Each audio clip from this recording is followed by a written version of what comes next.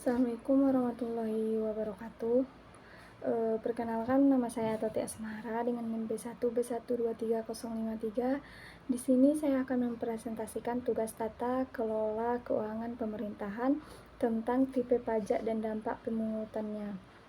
Latar belakangnya yaitu dalam bagian ini akan diulas sebagai tipe pajak dan dampak pengenaannya, khususnya pada sektor usaha atau industri dan perusahaan. Sebelum sampai pada pembahasan tersebut, sebaiknya dipahami dulu berbagai tipe pajak yang dapat digolongkan ke dalam pajak langsung dan pajak tidak langsung, keterkaitannya dengan penerimaan negara, serta dampaknya terhadap kesejahteraan konsumen.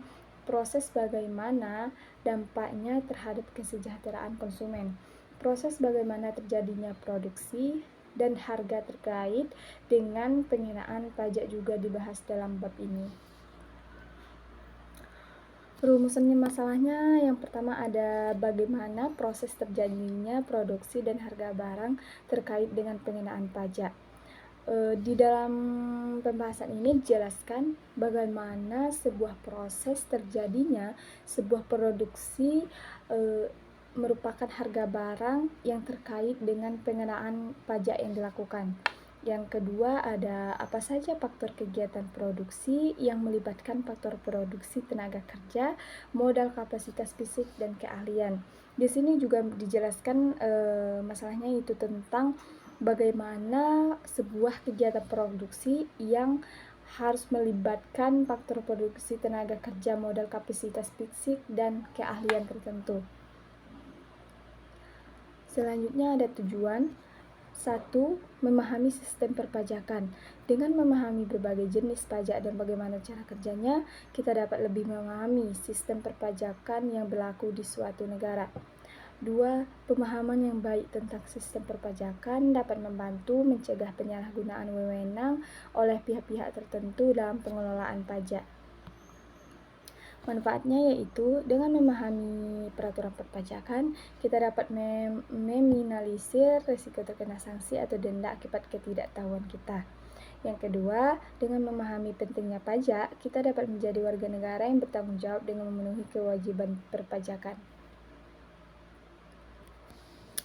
Pajak langsung dan pajak tidak langsung. Yang dimaksud dengan pajak langsung di bindu segi tata ia adalah pajak yang dikenakan berdasarkan atas surat ketetapan pajak dan pengenaannya dilakukan secara berkala, misalnya tiap tahun. Sedangkan yang dimaksud dengan pajak tidak langsung menurut interpretasi tata usaha negara adalah pajak yang pemungutannya tidak dilakukan berdasarkan atas surat ketetapan pajak. Pajak langsung itu adalah pajak yang dikenakan berdasarkan surat ketetapan yang telah ada. Sedangkan pajak tidak langsung merupakan tata usaha pemungutan pajak tidak dilakukan berdasarkan surat.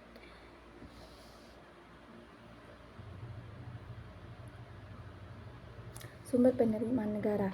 Dapat diketahui bahwa pada tahun 1967 jumlah penerimaan negara Indonesia yang berupa penerimaan rutin dan dari pajak langsung ada sebesar 25% dan yang berasal dari pajak tidak langsung ada sebesar 73%, dan penerimaan rutin yang berasal dari bukan pajak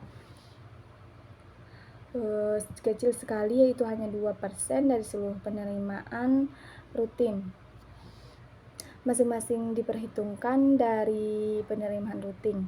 Sedangkan peranan pajak tidak langsung sebagai sumber penerimaan rutin nampak menurun dari 7% pada tahun 1967. Terhadap kesejahteraan konsumen. Sebenarnya kita terlalu besar-besarkan pengaruh pajak penjualan terhadap kenaikan harga barang. Hal ini dimaksudkan untuk mempermudah dalam melukiskan pengaruh dari pajak penjualan itu. Sebenarnya kita ini selalu membesar-besarkan pengaruh pajak penjualan terhadap kenaikan harga-harga barang yang ditetapkan. Hal ini juga untuk mempermudah agar dalam melukiskan pengaruh dari pajak penjualan itu sendiri. Dampak pajak terhadap harga pasar. Pajak penjualan per unit. Jadi, mengapa dengan dikenainya pajak penjualan per unit, barang yang dijual dapat terjadi pergeseran beban pajak tersebut kepada konsumen, dan kalau pajak itu bersifat lumsum, tidak ada pergeseran beban pajak itu. Mari kita perhatikan hal-hal berikut. Kalau pasar barang yang menjadi objek pajak itu merupakan pasar persaingan sempurna, maka masing-masing penjualan produsen itu tidak akan dapat menaikkan harga barangnya, menggeser beban pajak secara sendiri-sendiri.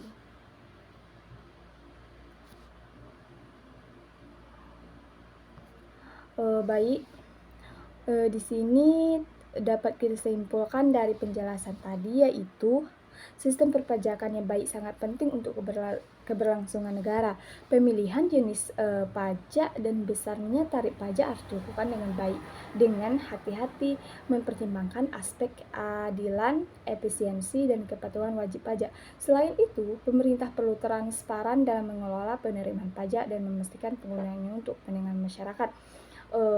Simpulan ini menjelaskan bagaimana sebagai pemerintah perlu adanya transparan dalam atau untuk mengelola sebuah penerimaan pajak itu, dan perlu memastikan penggunaannya untuk sebuah kepentingan masyarakat. Baik, mungkin itulah yang dapat saya sampaikan dan jelaskan. Jika terdapat kesalahan, mohon dimaafkan. Wabillahi taufiq wa hidayah. Wassalamualaikum warahmatullahi wabarakatuh.